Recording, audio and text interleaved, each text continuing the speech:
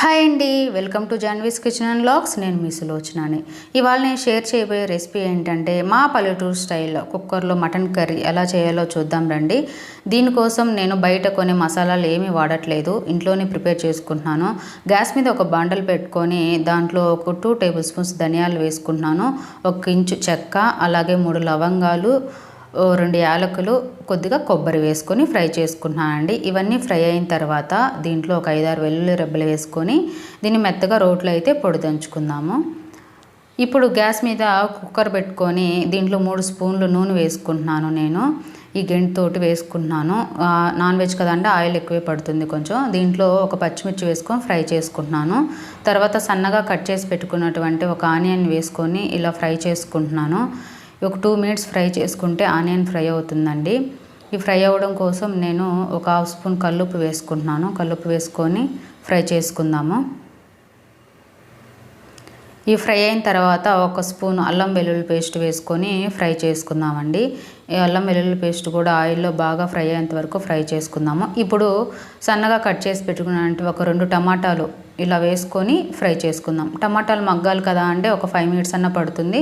So medium ఫ్లేమ్లో పెట్టుకొని మూత పెట్టుకొని మగ్గనిచ్చుకుందాము. చూడండి, టమాటాలు కూడా బాగా మగ్గిపోయాయి. మధ్యలో కలబెట్టుకుంటూ ఉండండి. ఇప్పుడు స్పైసెస్ యాడ్ చేసుకుందాం. ఒక 1/2 స్పూన్ పసుపు, అలాగే మన స్పైసీకి తగ్గట్టు కారం. నేను ఇక్కడైతే 2.5 స్పూన్ కారం వేసుకుంటున్నాను.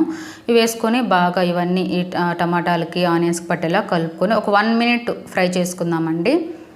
1 మినిట్ తర్వాత మనం ముందుగా అంటే శుభ్రం చేసి పెట్టుకున్నటువంటి కడిగి పెట్టుకున్నటువంటి మటన్ వేసుకొని బాగా కలుపుకోవాలండి. కారం, పసుపు ఇవన్నీ బాగా కలిసేలాగే మటన్కి కలుపుకోవాలి. నేను మటన్ని ముందుగానే ఉప్పు అంతా వేసుకొని శుభ్రంగా కడిగి పెట్టుకున్నాను. దాంట్లోనే కొంచెం ఉప్పు వేసి పెట్టాను.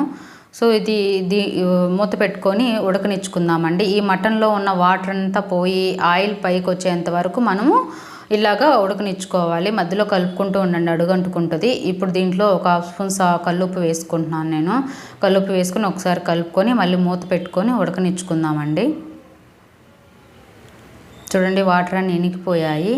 ఇప్పుడు ఒకసారి కలుపుకొని దీంట్లో నేను 1.5 గ్లాస్ వాటర్ వేసుకుంటున్నాను అండి. కుక్కర్లో కదా ఎక్కువ పట్టవండి, మామూలుగా అయితే ఎక్కువ వాటర్ పడతాయి.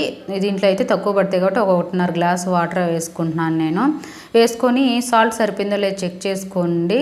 ఒక సరిపోతే లేదంటే యాడ్ చేసుకోండి. ఇప్పుడు మూత పెట్టుకొని విజిల్ పెట్టుకొని ఒక 4 విజిల్స్ అండి. లేకపోతే 4 విజిల్స్, మటన్ కానీ ముదురుదైతే ఒక 7-8 విజిల్స్ రావాలండి, అప్పుడే ఉడుకుతుంది. ఇప్పుడు మసాలా అనేది దంచుకుందాము. ముందుగా ధనియాలు, చెక్క, మొగ్గ, యాలకులు వేసి దంచుకోవాలండి. తర్వాత కొబ్బరి వేసుకోవాలి. ఆ తర్వాత లాస్ట్లో వెల్లుల్లి వేసుకొని దంచుకొని ఇలా పక్కన పెట్టుకోవాలండి. ఈలోపు విజిల్స్ వచ్చి అంత ఆవిరంతా పోయిన తర్వాత చూద్దాము మటన్ ఉడికిందో లేదో. ఒకసారి కలుపుకొనేసి చూద్దామండి ఉడికిందో లేదో. చూడండి, ఉడికిపోయింది. ఇప్పుడు మనం దంచి పెట్టుకున్నటువంటి ఈ మసాలా అంతా వేసుకుందాము.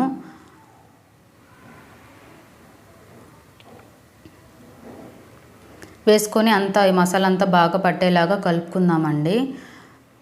కలుపుకొని సాల్ట్ సరిపోయిందో లేదో చెక్ చేసుకోవాలి.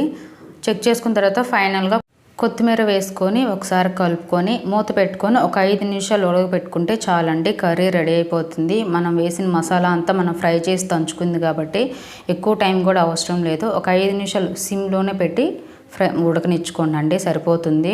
చూడండి, కర్రీ ఎంత జ్యూసీగా గ్రేవీగా చాలా టేస్టీగా ఉంటుందండి.